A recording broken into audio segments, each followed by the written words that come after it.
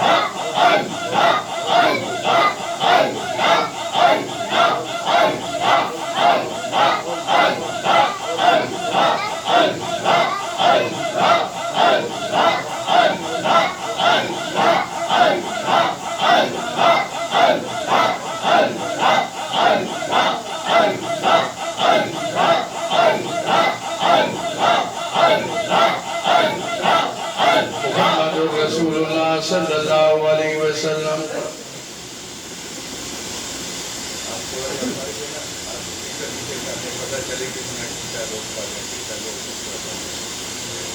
اللہ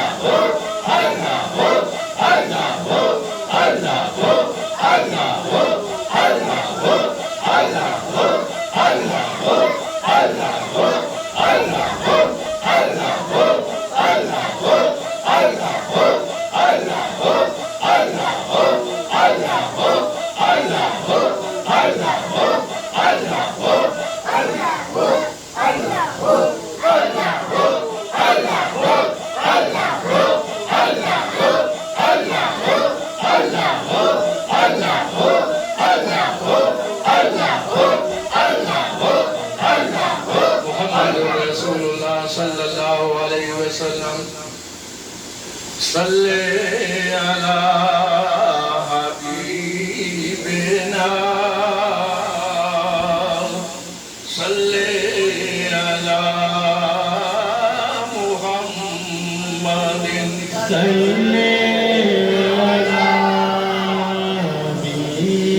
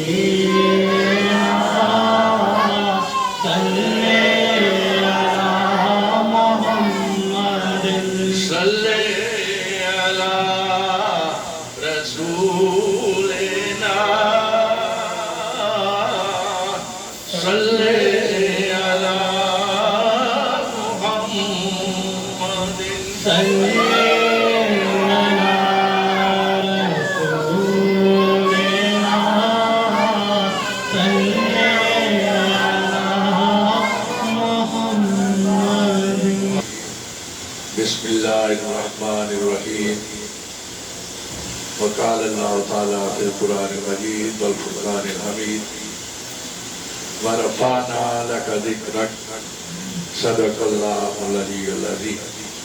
ایک دفعہ بابا بلند درود ابراہیم میں نذرانہ پیش کریں. بلند آواز سے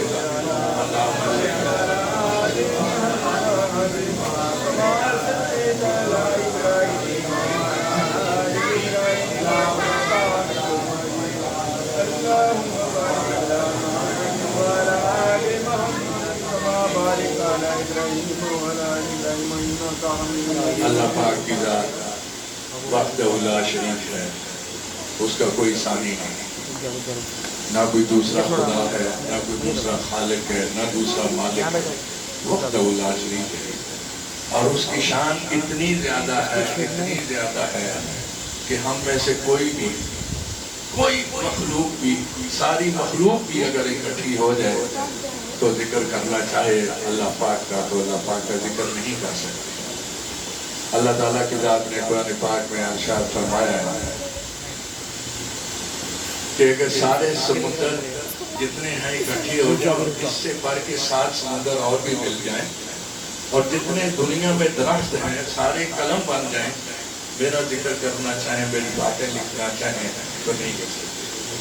وَلَوْ أَنَّ مَا فِي الْأَرْضِ مِنْ شَجَرَةٍ أَقْلَامٌ وَالْبَحْرُ يَمُدُّهُ سَبْعَةُ أَبْحُرٍ. تو اللہ تعالیٰ نے قرآن پاک میں یہ ارشاد فرما دیا کہ جتنا مرضی کر لو میری تعریف نہیں کر سکتے. اللہ تعالیٰ کی اتنی بڑی تعریف ہے. اللہ تعالیٰ خود وحدہ لا شریک ہے، اس کی تعریف کے برابر کوئی نہیں ہے. اور اس نے اپنا جو معبود بنایا وہ بھی ایسا بنایا کہ جس کی تعریف اس کی بھی تعریف کوئی نہیں کر سکتا.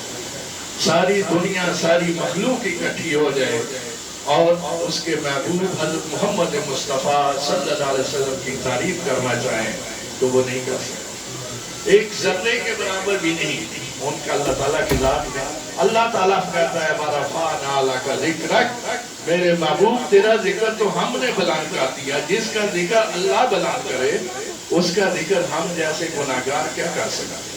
کوئی ان کا ذکر کر سکتا ہے؟ کوئی بھی ذکر نہیں کر سکتا. ساری دنیا ساری مخلوق اکٹھی ہو کے اگر ذکر کرنا چاہے بھی ایک ذرے کے برابر بھی نہیں کر سکتے. اتنا بڑا ذکر ہے ان کا، اتنی بڑی شان ہے رسول اللہ صلی اللہ علیہ وسلم. اللہ کی شان جو ہے وہ ان کی ذاتی شان ہے. اللہ تعالیٰ کی ذات اللہ کی شان اللہ کی ذاتی شان ہے، کسی کی عطا کردہ نہیں ہے. لیکن رسول اللہ صلی اللہ علیہ وسلم کی شان جو ہے وہ عطا کرتا ہے. اللہ تعالیٰ نے عطا فرمائی ہے، ان کی ذاتی نہیں، اللہ تعالیٰ کی ذات نے عطا کر دی ہے. اور اللہ تعالیٰ کی ذات نے فرمایا اے میرے محبوب میں تجھے اتنا عطا کروں گا کہ تو راضی ہو جائے. یعنی ہم اللہ کو راضی کر رہے ہیں. یہ عبادت کرتے ہو کس کے لیے کرتے ہو؟ نماز پڑھتے ہو ذرا بولتے رہو تاکہ مجھے پتہ چلے آپ لوگ جاگ رہے ہو اور میری باتیں سن رہے ہو. عبادت کرتے ہو کس کے لیے کرتے ہو؟ اللہ کو راضی کرنے کے لیے. روزے رکھتے ہو کس کے لیے؟ اللہ کو راضی کرنے کے لیے. زکوٰۃ دیتے ہو کس کے لیے؟ اللہ کو راضی کرنے کے لیے. عمرہ کرتے ہو کس کو؟ اللہ کو راضی کرنے کے لیے. حج کرتے ہو کس کو؟ اللہ کو راضی کرنے کے لیے. اللہ تعالیٰ فرماتا ہے میرے محبوب میں تجھے راضی کروں گا. وَلَسَوْفَ يُعْطِيكَ رَبُّكَ فَتَرْضَىٰ. اللہ کہتا ہے میرے محبوب میں تجھے اتنا کچھ عطا کر دوں گا کہ تو راضی ہو جائے گا. یعنی اللہ اپنے محبوب کو راضی کرنے کے پیچھے لگا ہوئے، اپنے محبوب کو راضی کر رہا ہے. ہم عبادت کرتے ہیں اللہ تعالیٰ کی، ہم ہر وقت اللہ تعالیٰ کی عبادت کرتے ہیں اس کو راضی کرنے کے لیے، اس کا ذکر کرتے ہیں، اس کی نمازیں پڑھتے ہیں، اس کے روزے رکھتے ہیں. تو اللہ تعالیٰ کہتا ہے تم میرا ذکر کرو، میری عبادت کرتے ہو تو میں کیا کرتا ہوں؟ ان اللہ و ملائکتہ یصلون علی النبی یا ایھا الذین آمنوا صلوا علیہ وسلموا تسلیما. ہم اللہ کو یاد کر رہے ہیں. اللہ بولتا ہے میں بھی یاد کرتا ہوں اپنے محبوب کو، میرے فرشتے بھی میرے محبوب کو یاد کرتے ہیں، تم بھی میرے محبوب کو یاد کرو. اللہ کے ساتھ مل کے میرے محبوب کے اوپر صلاۃ و سلام پڑھو، درود و پاک پڑھو. ایک روایت میں آتا ہے حضرت جبرائیل علیہ السلام رسول اللہ صلی اللہ علیہ وسلم سے عرض کرنے لگے یا اللہ یا رسول اللہ صلی اللہ علیہ وسلم اگر میں یہ پوری دنیا میں جتنے درخت ہیں کے پتے گننا چاہوں تو وہ گن سکتا ہوں. سمندروں کے اندر جتنا پانی ہے ان کے ایک ایک قطرہ اگر اس کو کر دیا جائے تو میں اس کو بھی گن سکتا ہوں. جتنی مخلوق اللہ تعالیٰ کی ذات نے بنائی ہے میں اس کو گن سکتا ہوں. میرے اندر اتنی طاقت ہے. لیکن ایک دفعہ جو آپ کے اوپر درود بھیجتا ہے اس کے اوپر اللہ اتنی رحمتیں نازل کرتا ہے کہ میں ان کو نہیں گن سکتا. تو رسول اللہ صلی اللہ علیہ وسلم کے اوپر درود پڑھنا کتنا افضل ہے. یہ اللہ کی سنت ہے. اللہ کی سنت کے ساتھ آپ لوگ شامل ہوتے ہیں. اللہ تعالیٰ فرماتا ہے یہ کام اللہ کا کیا؟ اللہ خالق ہے، اللہ مالک ہے، اللہ رازق ہے، اللہ ہمیں سب کچھ دیتا ہے. ہم اللہ کو یاد کرتے ہیں لیکن اللہ اپنے محبوب کو یاد کرتا ہے. ایک اور جگہ اللہ نے فرمایا قُلْ إِن كُنتُمْ تُحِبُّونَ اللَّهَ فَاتَّبِعُونِي يُحْبِبْكُمُ اللَّهُ. تم اللہ سے محبت کرتے ہو نا، اللہ سے پیار کرتے ہو. وَالَّذِينَ آمَنُوا أَشَدُّ حُبًّا لِلَّهِ. جو ایمان والے ہیں وہ تو اللہ سے محبت کرتے ہیں. ایمان میں وہ اللہ، ایمان والے جو ہیں وہ اللہ کی محبت میں پکے ہیں. اللہ تعالیٰ کہتا ہے تم مجھ سے محبت کرتے ہو. بولے ان کون تم تحبون اللہ، تم اگر اللہ سے محبت کرتے ہو تو اللہ تعالیٰ کہتا ہے کہ قُلْ إِن كُنتُمْ تُحِبُّونَ اللَّهَ فَاتَّبِعُونِي. میرے محبوب ان سے کہہ دو میری پیروی کرو. اللہ تعالیٰ خود بخود تم سے راضی ہوگا اور تمہارے گناہوں کو بھی بخش دے گا. قُلْ إِن كُنتُمْ تُحِبُّونَ اللَّهَ فَاتَّبِعُونِي يُحْبِبْكُمُ اللَّهُ. اللہ تعالیٰ تمہیں پسند کرنا شروع کر دے گا، تمہارے ساتھ محبت کرنا شروع کر دے گا. تم میری پیروی کرو. اللہ کو تم کیا یاد کرو؟ اللہ کہہ رہا ہے کہ میری پیروی کرو، رسول اللہ صلی اللہ علیہ وسلم کی پیروی کرو. جو رسول اللہ صلی اللہ علیہ وسلم نے طریقے بتائے ان طریقوں پہ چلو. اللہ تعالیٰ کہتا ہے میں آپ سے محبت کرنا شروع کر دوں. ہم اللہ سے کیا محبت کریں گے؟ اللہ الٹا ہم سے محبت کرنا شروع کر دے گا. اور پھر آگے فرماتا ہے وَيَغْفِرْ لَكُمْ. اور تمہارے تمام گناہ جو ہے وہ بھی میں بخش دوں گا. کتنی بڑی شان اللہ تعالیٰ کی ذات نے ہمارے نبی کریم، ہمارے آقا، ہمارے محبوب حضرت محمد مصطفیٰ صلی اللہ علیہ وسلم کو عطا فرمائی. تو وہ فرماتے ہیں اللہم من کنت مولا فعلی مولا. اللہم من کنت مولا فعلی مولا. اے اللہ جس کا میں مولا ہوں. آپ سب کے مولا ہیں نا.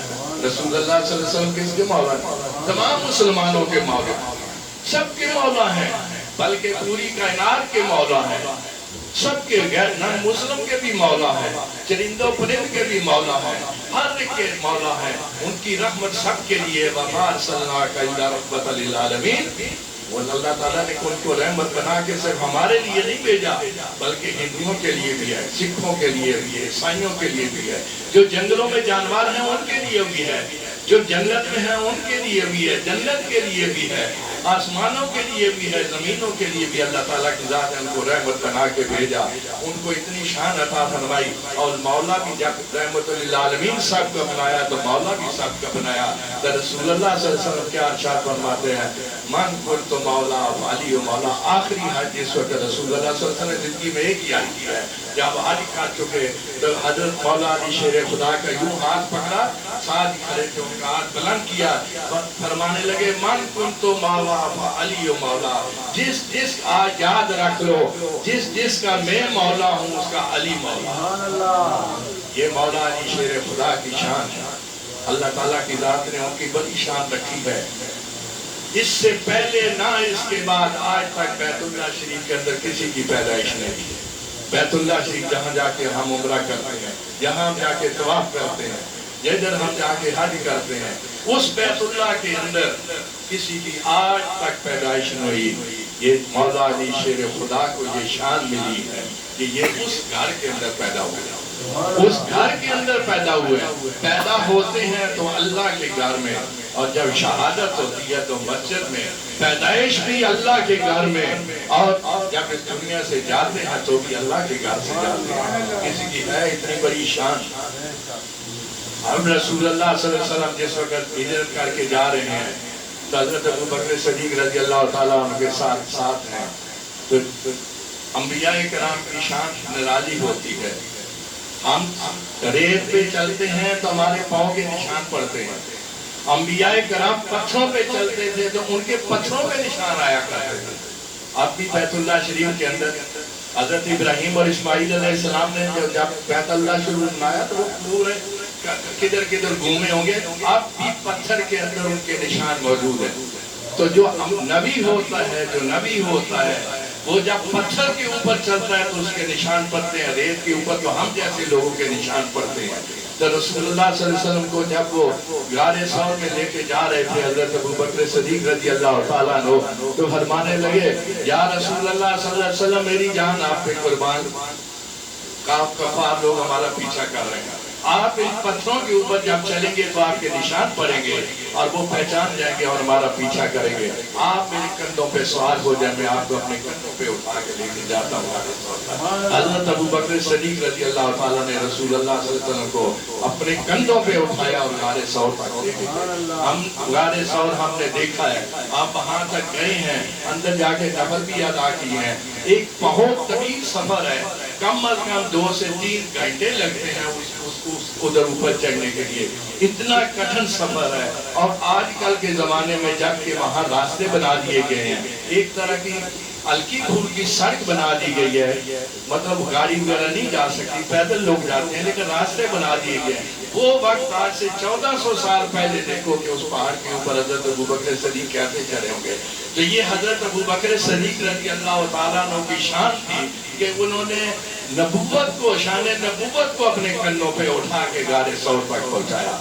لیکن یہ شان مولا علی کی دیکھو، رسول اللہ صلی اللہ علیہ وسلم کے کندھوں پر سوار ہونے والی صرف 3 ہستیاں ہیں، ایک مولا علی شیر خدا رسول اللہ صلی اللہ علیہ وسلم کے کندھوں پر سوار ہوئے، ایک مولا حسن اور حسین رضی اللہ تعالیٰ عنہما، یہ تینوں ہستیاں آتی ہیں۔ مولا علی شیر خدا بھی رسول اللہ صلی اللہ علیہ وسلم کے کندھوں پر سوار ہوئے۔ کتنی بڑی بات ہے کہ ان کندھوں کے اوپر جن کے اوپر نبوت کا بوجھ ہے، جن کے لیے تمام انبیاء کرام اللہ سے گزارش کرتے ہیں یا باری تعالیٰ تو نے ہمیں نبی بنایا، تیری بڑی مہربانی ہے، تیرا بڑا کرم ہے، تیرا بڑا احسان ہے، لیکن تو ہمیں رسول اللہ صلی اللہ علیہ وسلم کا امتی بنا دیتا تو ہم کس میں اور جاتے۔ یہ شان تھی ہماری امتیوں کی، یہ شان ہے جو کلمہ حق ان کا پڑھتے ہیں، لا الہ الا اللہ محمد رسول اللہ۔ اپنی قسمت پہ ناز کرو کہ ہم رسول اللہ صلی اللہ علیہ وسلم کے امتی ہیں۔ اس شان کے لیے انبیاء کرام نے اللہ تعالیٰ سے دعائیں مانگی ہیں، اور رسول اللہ صلی اللہ علیہ وسلم کے کندھوں پر سوار ہونے والے جو ہوں گے ان کا مقام کیا ہوگا، ان کا مقام کیا ہوگا جو رسول اللہ صلی اللہ علیہ وسلم کے کندھوں پر سوار ہوئے۔ مولا علی شیر خدا جس وقت بیت اللہ شریف کس وقت سوار ہوئے، میں یہ بھی بتاتا چلتا ہوں، جس وقت بیت اللہ یعنی کعبہ شریف فتح ہو گیا، فتح ہونے کے بعد تمام مسلمان داخل ہو گئے کعبہ شریف مکہ مکرمہ کے اندر، بیت اللہ شریف میں 360 بت رکھے ہوئے تھے، 360 بت رکھے ہوئے تھے۔ رسول اللہ صلی اللہ علیہ وسلم اندر جاتے اور چھڑی کے ساتھ کے مارتے، یوں مارتے اور وہ بت گراتے جاتے، وہ بت سارے گرتے جاتے۔ آخر ایک بت اوپر تھا، تھوڑا اوپر تھا، وہاں پر حضور علیہ السلام کی وہ چھڑی وہ ڈنڈا جو تھا نہیں پہنچتا تھا۔ جب رسول اللہ صلی اللہ علیہ وسلم نے علی کو بلایا،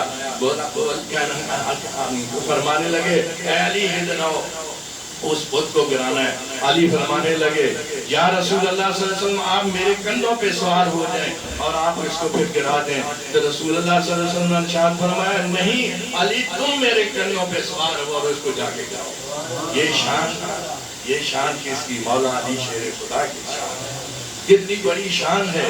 اور جب پیدائش ہوتی ہے مولا علی شیر خدا کی، جس وقت پیدائش ہو گئی اپنی ماں بھی اٹھا کے لائی، باپ بھی اٹھا رہے ہیں، بڑے پیار کر رہے ہیں مولا علی شیر خدا کو، حضرت ابو طالب بھی پیار کر رہے ہیں، حضرت علی کی والدہ مائی فاطمہ رضی اللہ تعالیٰ عنہ وہ بھی بڑا پیار کر رہی ہیں، لیکن علی آنکھیں نہیں کھول رہے، علی کی آنکھیں نہیں کھل رہی ہیں۔ ایک دن گزر جاتا ہے، 2 دن گزر جاتے ہیں، 3 گزر جاتے ہیں، مختلف روایات ہیں۔ رسول اللہ صلی اللہ علیہ وسلم کو پتہ چلتا ہے کہ میرا بھائی آیا ہے، حضرت ابو طالب کے گھر میں میرا بھائی آیا ہے، دیکھنے کے لیے جاتے ہیں، سب اٹھاتے ہیں تو ان کی آنکھیں بند ہے۔ اب سب کے دلوں میں حضرت ابو طالب رضی اللہ تعالیٰ عنہ اٹھاتے ہیں تو آنکھیں بند ہیں، ابو طالب اٹھاتے ہیں تو آنکھیں بند ہے، جو کوئی اٹھاتا ہے تو سب نے یہ تصور کر لیا کہ علی کی آنکھیں نہیں ہیں، علی بھی نابینا، علی نابینا ہے۔ جو ہی رسول اللہ صلی اللہ علیہ وسلم اندر گئے انہوں نے اپنے ہاتھ مبارک میں لیا، اپنی گود میں لیا تو علی نے آنکھیں کھول دی۔ دیکھو کتنی بڑی شان ہے علی کی کہ علی کی آنکھیں کھولیں تو رسول اللہ صلی اللہ علیہ وسلم کا دیدار کریں۔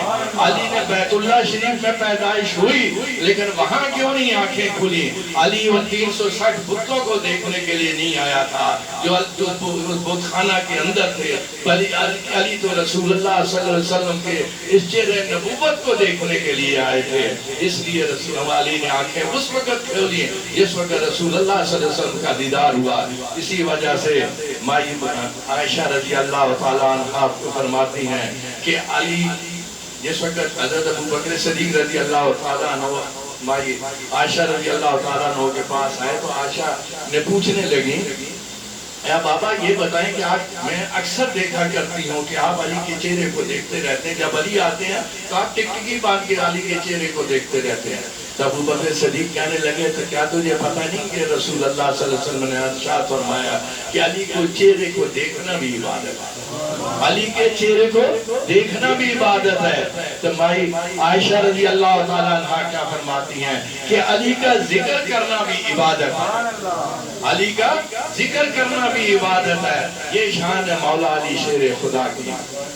علی ولی کے پسینے سے پھول بنتے ہیں، علی ولی کے پسینے سے پھول بنتے ہیں، ان کے نقش قدم سے اصول بنتے ہیں۔ علی کے پسینے سے پھول بنتے ہیں، ان کے نقش قدم سے اصول بنتے ہیں۔ نہ پوچھ عظمت ان کے باپ دادا کی، نہ پوچھ عظمت ان کے باپ دادا کی، ان کے بچوں کی سواری رسول بنتے ہیں۔ کیا مقام ہے؟ رسول اللہ صلی اللہ علیہ وسلم کے کندھوں پہ سوار ہو کے عید پہ جاتے ہیں۔ مولا علی شیر خدا کی اتنی بڑی شان ہے۔ ایک لکھنے والے کسی شاعر نے لکھا ہے خاموش ہیں اللہ اکبر، خاموش ہیں تو دین کی پہچان علی ہے، خاموش ہیں تو دین کی پہچان علی ہے، گر بولے تو لگتا ہے قرآن علی ہے۔ یہ علی کی شان ہے۔ خاموش ہیں تو دین کی پہچان علی ہے، گر بولے تو لگتا ہے قرآن علی ہے۔ امت میں نمایاں سبھی اہل ولایت، بڑے بڑے ولی گزرے ہیں، بڑے بڑے ولی گزرے ہیں، بڑے بڑے مجدد گزرے ہیں۔ امت میں نمایاں سبھی اہل ولایت کے بھی سلطان علی ہیں، سب کے سلطان علی ہیں، اور سب اور ولایت ملتی ہے ان کے ہاتھ سے۔ ایک دفعہ کا واقعہ چھوٹا سا عرض کرتا ہوں۔ بہلول رانا ایک بہت بڑے اللہ کے ولی گزرے ہیں، اکثر نے سنا ہوگا، شاید کسی نے نہیں سنا تو آج سن لیں۔ بہلول رانا ایک اللہ تعالیٰ کے بہت بڑے ولی تھے اور وہ دریا کے کنارے بیٹھے ہوئے تھے اور وہاں علی علی کر رہے تھے، علی علی کر رہے تھے۔ ایک شخص پاس سے گزرا، اس نے دیکھا کہ یہ کوئی ملنگ آدمی ہے، علی علی کر رہا ہے، پاس بیٹھ گیا، جہاں کے پاس بیٹھ کے کہنے لگا اے بابا میں آپ سے ایک بات پوچھنا چاہتا ہوں۔ انہوں نے فرمایا ہاں بیٹا پوچھو کیا بات ہے؟ تو کہنے لگے کہ اللہ کے 99 نام ہیں۔ کتنے؟ اللہ کے 99 نام ہیں۔ رسول اللہ صلی اللہ علیہ وسلم کے کتنے؟ 99 نام ہیں۔ اللہ کے بھی اتنے نام ہیں، رسول اللہ صلی اللہ علیہ وسلم کے بھی 99 نام ہیں۔ اے بندے خدا تو وہ 99 چھوڑ کے اللہ کے نام چھوڑ کے تو علی علی کر کیے جا رہا ہے، تو علی علی پڑھتا، تو اللہ کے 99 ناموں میں سے کیوں نہیں کر؟ تو وہ آگے سے فرمانے لگے، بہلول رانا کہنے لگے بیٹا یہ تمہاری سمجھ میں آنے والی بات نہیں ہے۔ وہ پھر وہ ضد کرنے لگا نہیں ہمیں تھوڑا تو سمجھائیں تو صحیح۔ تو ان کے پاس بہلول رانا کے پاس ایک لوٹا پڑا ہوا تھا، اس کو بولا ادھر آؤ یہ لوٹا پکڑو، یہ دریا بہ رہا ہے، اس دریا کا جتنا پانی ہے اس لوٹے کے اندر ڈال کے میرے پاس لے آؤ۔ اب وہ شخص بھی کوئی نادان ہی تھا، اٹھ گیا، لوٹا اٹھایا، جا کے دریا پہ چلا گیا، پانی بھرنے لگا۔ وہ دریا کا سارا پانی لوٹے میں کہاں سے آئے؟ وہ نہیں آیا۔ اگر کوئی عقل مند ہوتا تو پہلے ہی کہہ دیتا کہ وہ دریا کا سارا پانی تو لوٹے میں نہیں آئے گا، لیکن وہ چلا گیا، جا کے دریا سے لوٹا بھرا، واپس آ گیا، آ کے کہنے لگا بابا یہ لوٹا تو میں بھر کے لے آیا ہوں لیکن دریا تو اسی طرح چل رہا ہے، دریا میں تو کوئی فرق ہی نہیں پڑا ہے۔ تو وہ کہنے لگے آگے سے بہلول رانا فرمانے لگے بیٹا جس طرح سے اس دریا میں کوئی فرق نہیں پڑا ہے اور تمہیں دریا اسی طرح سے بہتا ہوا نظر آ رہا ہے. دریا لوٹے میں نہیں آ سکتا, دریا لوٹے میں نہیں آ سکتا. پھر بولو, دریا لوٹے میں نہیں آ سکتا, دریا لوٹے میں نہیں آ سکتا. اسی طرح سے تیری کھوپڑی میں علی نہیں آ سکتا. سمجھ گئے؟ اسی طرح سے علی تیری کھوپڑی میں نہیں آ سکتا. تو پھر وہ کہنے لگا تو بابا آپ پڑھتے کس لیے ہیں؟ تو پھر وہ کہنے لگا یار اس طرح سے کندھوں پہ ہاتھ رکھا تو آگے سے بیدول دانا فرمانے لگے, بیٹا میں پڑھتا اس لیے ہوں کہ جب تک میں علی علی نہیں کروں گا مجھے ولایت کی خیرات نہیں ملے گی. جب تک میں علی علی نہیں کروں گا مجھے ولایت کی خیرات نہیں مل سکتی, ولایت کی بھیک نہیں مل سکتی جب تک میں علی علی نہیں کروں گا. تو اگر علی علی کرو گے تو علی علی کرو گے تو یہ بھی ذکر ہے. علی کا ذکر کرنا بھی عبادت ہے, علی کا ذکر سننا بھی عبادت ہے, اور علی کا ذکر کرنے سے ہی ولایت ملتی ہے. جو علی کو ولی مانتے ہیں, ولیوں کا سردار مانتے ہیں, ان کو اللہ تعالیٰ کی ذات ولایت عطا فرماتی ہے. یہ چیز نہیں عطا فرماتی. مولا علی شیر خدا, حیدر کرار مولا علی شیر خدا, شاہ زمن, آفتاب نبوت کی دلکش کرن علی ابن طالب رضی اللہ تعالیٰ عنہ فرماتے ہیں. اب میں اصل پوائنٹ کی طرف آتا ہوں. وہ اپنے ان کے خطابات ہیں بہت سارے انہوں نے خطبے دیے, بہت ساری تقریریں کی. ان میں سے ایک خطبہ میں آپ کے سامنے پیش کرتا ہوں. انہوں نے کہا کہ 5 چیزیں آپ بچوں سے سیکھا کرو. 5 چیزیں بچوں سے سیکھا کرو. بچوں سے ہم کیا سیکھتے ہیں؟ ہم تو بچوں کو سکھاتے ہیں نا, بچے ہم سے سیکھتے ہیں. کیا ہوتا ہے, ہم نماز پڑھ رہے ہیں, بچہ آ کے پاس کھڑا ہو جاتا ہے, وہ بھی ایسے ہی سجدے کرنا شروع ہو جاتا ہے, ویسے ہی ہاتھ باندھ لیتا ہے. ہم وضو کر رہے ہیں, وہ پاس جاتا ہے, دیکھتا ہے وضو کر رہے ہیں, وہ بھی ہاتھ دھونا شروع کر دیتا ہے. ہم مسجد کو دوڑتے ہیں, وہ بھی ساتھ دوڑتے ہیں. کچھ بچے ایسے ہوتے ہیں جو خود بخود مسجد میں چلے جاتے ہیں, کچھ بچے ایسے ہوتے ہیں جو خود بخود چلے جاتے ہیں.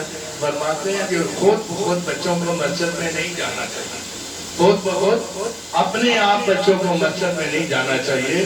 اس کی وجہ یہ ہے کہ ہو سکتا ہے بچہ اس نے پاؤں میں جوتا بھی پہنا ہوا ہے یا نہیں پہنا ہوا, ویسے ہی چلتا چلتا مسجد میں چلا گیا ہو, دیکھا کہ وہاں شور شرابہ ہے, وہاں تقریریں ہو رہی ہیں, بندے اکٹھے رہے, وہ بھی چلا گیا. ہو سکتا ہے اس کے ساتھ میں ٹوپی بھی نہ ہو, راستے میں ہو سکتا ہے کھڑا ہو کے وہ پیشاب کر رہا ہو, اس کی باقی پریتی کا بھی پتہ نہ ہو, مسجد چلا گیا. تو خود بخود بچوں کو مسجد میں نہیں جانا چاہیے, بلکہ پکڑ کے بچوں کو ساتھ لے کے جانا چاہیے مسجد میں. کیونکہ جب آپ بچوں کو ساتھ لے کے جائیں گے تو ان کی والدہ پہلے ان کو بولے کہ بیٹا جاؤ نہا کے آؤ واش روم میں سے, نہا دھو کے وضو کر کے آئیں گے. پھر والدہ ان کو اچھے کپڑے پہنائے گی, خوشبو لگائے گی, ان کے ساتھ میں ٹوپی لگے گی رکھیں گی. پھر وہ باپ کے ساتھ انگلی پکڑ کے جائیں گے, وہاں جہاں بچے کو باپ کھڑا کرے گا بچہ وہاں کھڑا ہوگا, اور جیسے باپ کرے گا ویسے کرے گا. اس لیے فرماتے ہیں کہ بچوں کو خود مسجد میں لے کے جایا کرو. بچوں کو خود بخود جانا جو ہے وہ صحیح نہیں ہوتا ہے, کیونکہ نہ ان کو پاکی کا پتہ نہ پریتی کا پتہ. تو میں آج یہ کہہ رہا تھا, بچے ماں باپ سے ساری باتیں سیکھتے ہیں. گھر میں ہم باتیں کرتے ہیں, اگر گھر میں کوئی گالی گلوچ کرتا ہے تو بچے گالیاں سیکھ لیتے ہیں. گھر میں اگر قرآن پاک کی تلاوت ہے تو وہ بھی اسی طرح سے. یہ دیکھیں آپ, یہاں آپ لوگ آتے ہیں, آپ کے بچے بھی ہیں ساتھ, یہاں ذکر ہوتا ہے, یہ بھی باہر جاتے ہیں تو باہر بھی اللہ اللہ کرتے رہتے ہیں, باہر بھی کچھ بولتا ہے اللہ. میرا ایک چھوٹا سا نواسا ہے, بہت چھوٹا سا ہے, وہ اکثر مجھے وہ کہتا ہے, وہ بابا میرے اللہ والے بابا نہیں آئے ہیں. وہ گھر میں اللہ کرتا رہتا ہے, میری بھاجی کا بیٹا ہے, اکثر کرتا رہتا ہے کہ وہ میرے بابا کو بلاؤ جو اللہ کرتے رہتے ہیں, یعنی ان کو اتنا پسند ہے اللہ کرنا. تو کہنے میرے کا مقصد یہ ہے کہ بچے بڑوں سے سیکھتے ہیں, لیکن مولا علی شیر خدا نے فرمایا کہ آپ 5 چیزیں بچوں سے سیکھیں. 5 چیزیں بچوں سے سیکھیں. آپ کون سی چیز ہے؟ پہلی چیز یہ ہے کہ آپ بچے کو جتنے مرضی یا کھلونے دے دیں, جو مرضی دے دیں, اور ساتھ مٹی کا ڈھیر ہو, مٹی پڑی ہوئی ہو, وہاں بٹھا دو. بچہ کبھی بھی کھلونوں کے ساتھ نہیں کھیلے گا بلکہ مٹی کے ساتھ.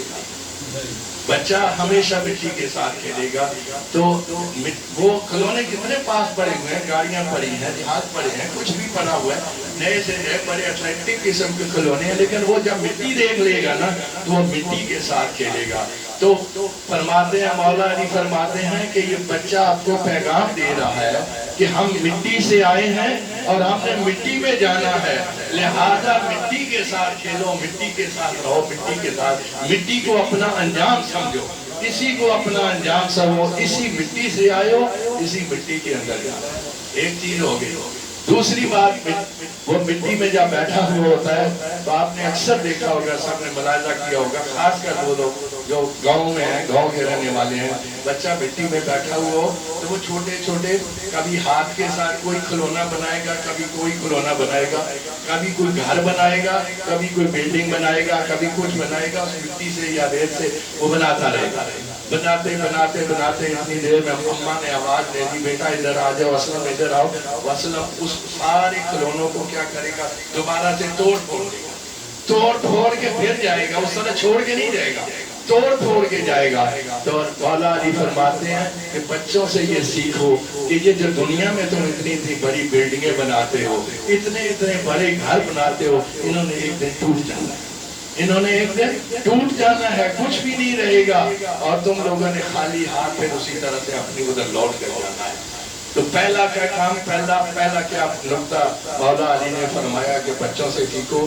بچہ مٹی سے کھیلتا ہے اور وہ یہ پیغام دیتا ہے کہ آپ مٹی سے آئے ہو, مٹی میں جانا ہے. اس بات کا خیال رکھو, اپنے آپ کو اتنی نفاست میں نہ ڈالو, اپنے آپ کو ایسے خیالوں میں نہ ڈالو, یاد رکھو کہ مٹی سے آئے ہو, مٹی میں جانا ہے.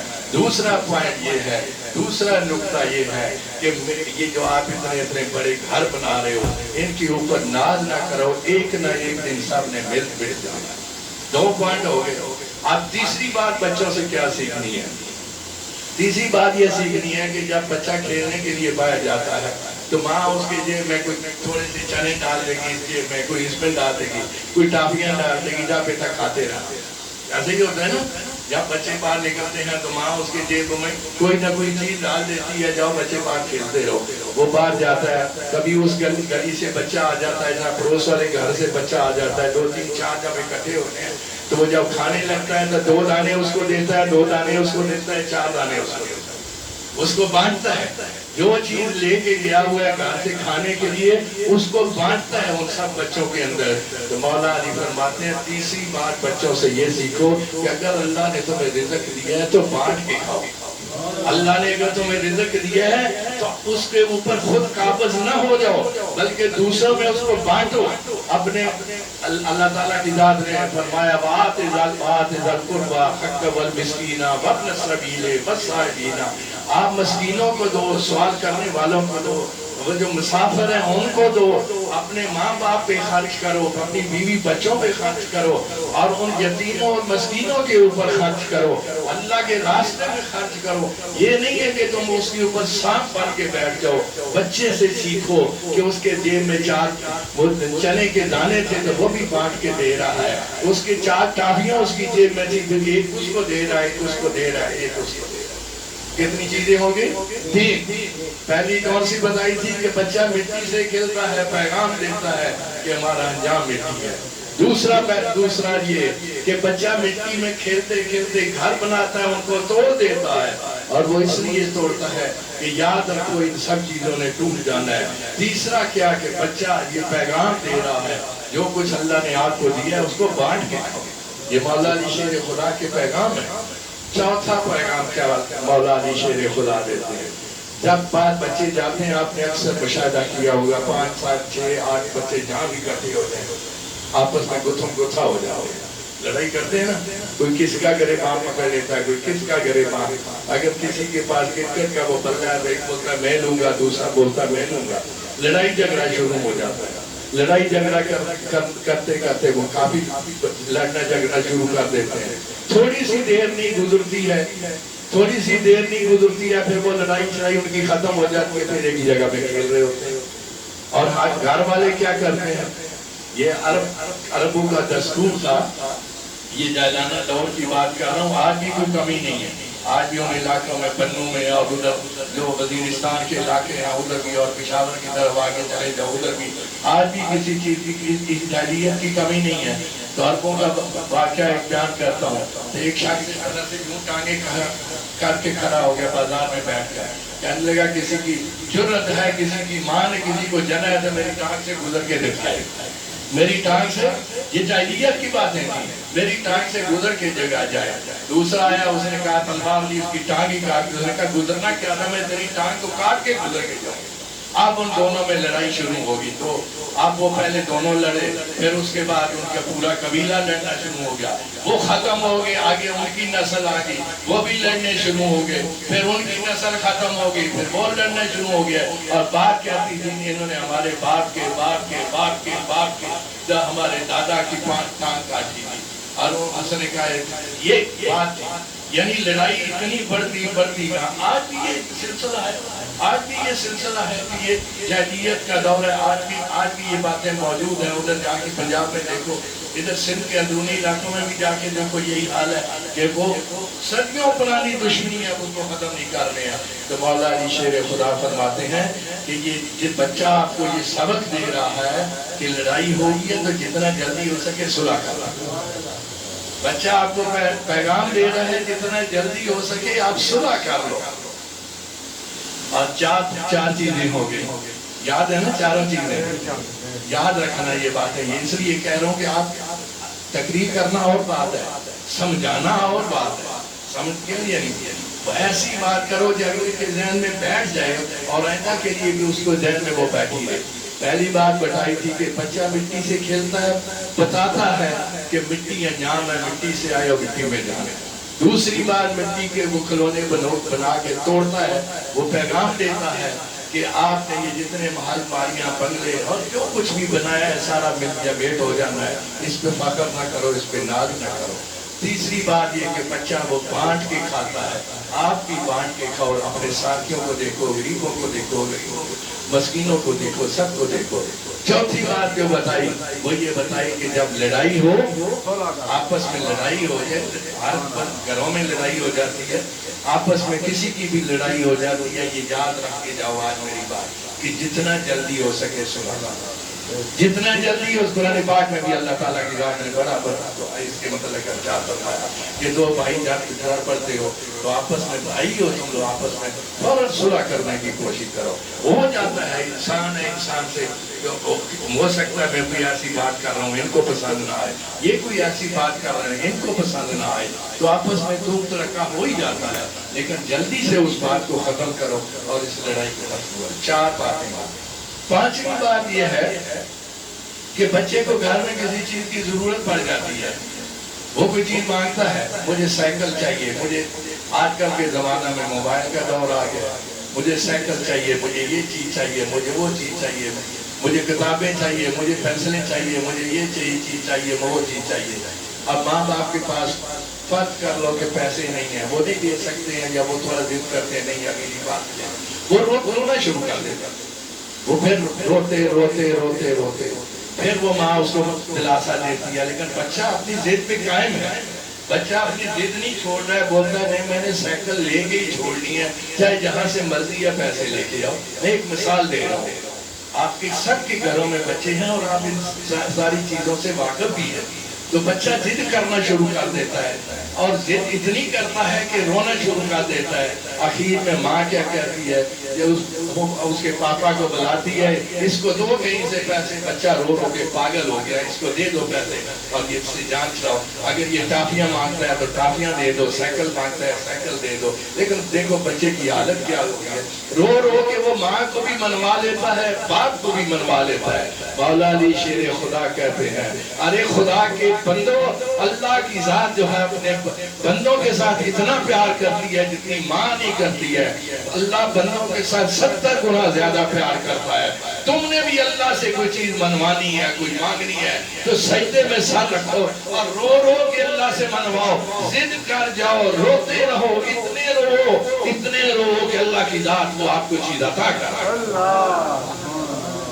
समझ आई?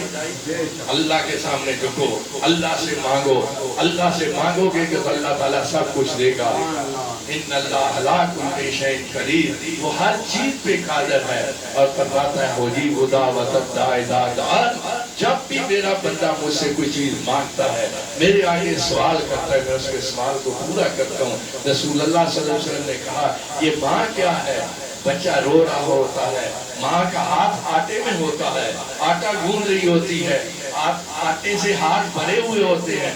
एक दफा देखती है शायद चुप कर जाए, बच्चे ने चुप नहीं किया, फिर देखती है चुप नहीं किया, वो हाथ जो है आटे से भरे हुए हैं, भागती हुई आती है, आके बच्चे को उठा के सीने से लगाती है, मेरे बेटा क्यों रो रहा हो, मेरा बेटा क्यों रहा? माँ इतना प्यार करती है। अरे अल्लाह बताता है, अल्लाह ताला फरमाता है मैं 70 गुना इससे बढ़ के प्यार करा।